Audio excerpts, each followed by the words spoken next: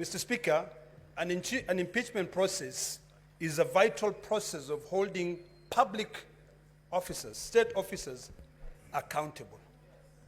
Mr. Speaker, I've heard on various occasions from my colleagues, those who oppose this motion, that we are targeting the mountain.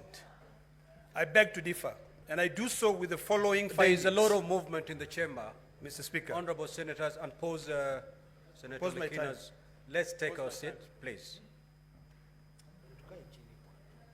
And let us hear the Honorable Senator in silence. Thank you, Mr. Speaker. Let me begin again by saying I want to disabuse this notion that an impeachment process is an attack on a region.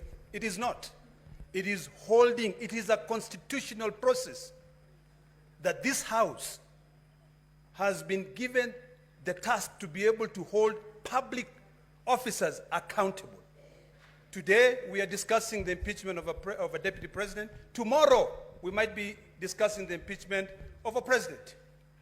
We have constantly debated impeachment of governors here.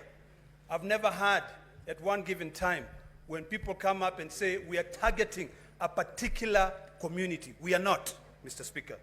Mr. Speaker, we have been entertained this afternoon or the last 2 days with the defense alleging that the shareholding utterances made by the deputy president is that he was referring to the shareholding of a coalition agreement.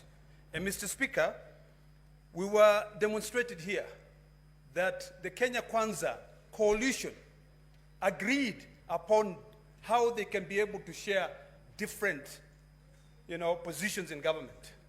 In fact, I thought they would say that the Speaker of this House was also negotiated. I believe when the Speaker of this House was proposed to be voted for, he was voted for by all the senators. And never have I seen the Speaker giving preference to the people of the coastal region.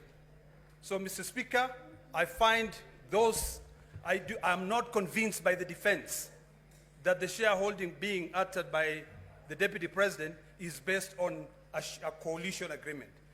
Mr. Speaker, the defense attempted to respond to the allegation on ground 8, whereby they say that the utterances of the deputy speaker violate section 132 of the Penal Code. It is important for us to know what section 132 of the Penal Code says. It actually makes it illegal to utter, print, or publish words or acts that brings into contempt the lawful authority of a public officer. The decision made by Justice Esther Maina in her capacity as a judge of the High Court is protected by the position that she holds. So it is a bit nonsensical for the deputy president to go out in public, instead of following the due process of the law, to be able to go out and appeal the decision of that judge. Until today, Mr. Speaker, the coercion which was used to be able to return the 200 million shillings back to the deputy president, that money must go back to the public. Mr. Speaker, the deputy president has got a forum. Article 240 of the Constitution puts him as one of the key members in the National Security Council. He has got a forum to be able to go out there and express his dissatisfaction with the NIS. When he calls a press conference and outright says that the Director General of the National Intelligence has completely brought that service into a halt, he was exposing the secrets of this country, and what he was doing is that he was actually saying that we have got no control. Mr. Speaker, if for anything, today I'll cast my vote based on various issues. One, on shareholding. Two, on the violation of section 132 of the Penal Code. Three, on the issues of coercion. I listened to the gentleman from Kempsat this afternoon when he said that he had to sit for hours at ESCC to be able to come out with one billboard. One. He was called on the 11th.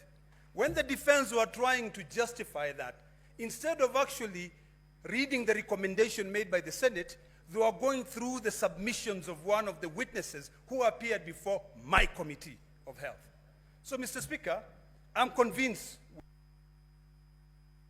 Senator Seki.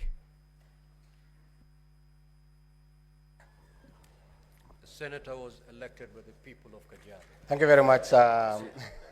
Thank you very much, Honorable Speaker. I also want to